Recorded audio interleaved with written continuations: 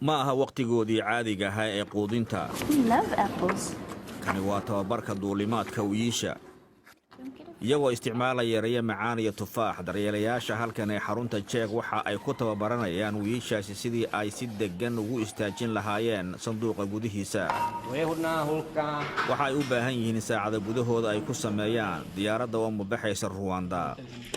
5 ka mida wiisha oo da'yar kuwaasoo dhammaantood ku dhashay beeraha xayawaanka ee Yuruba ayaa loo doortay in la qaado oo lagu sii dhex daayo duurjoogta. dhammaantood waa farac xayawaanka kuwaasoo 10 sano ka hor laga soo qaaday Afrika.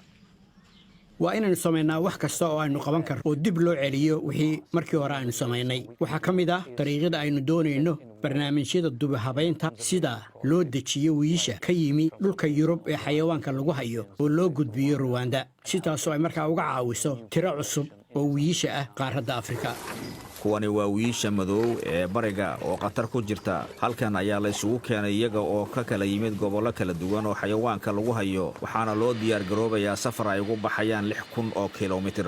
duulimaadkii ayay u diyaar garoobayaan oo ugu dambayntiina wuu yimid garoonka caalamiga ee Kigali. markii la soo dejiyey xamuulkan ugu culus ayaa loo wareejiyey gaari u qaadaya halka ugu dambaysa ee safarkooda.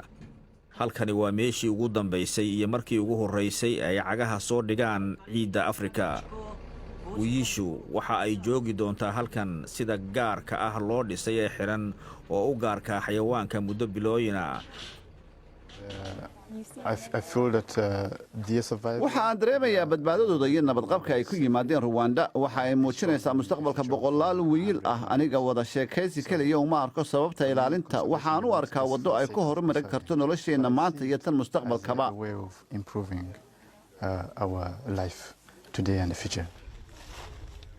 waa dhammaadka safar aad u dheer, haddana waa bilowga loo rajaynayo nolosha wakhtiga dheer ee duurjoogta.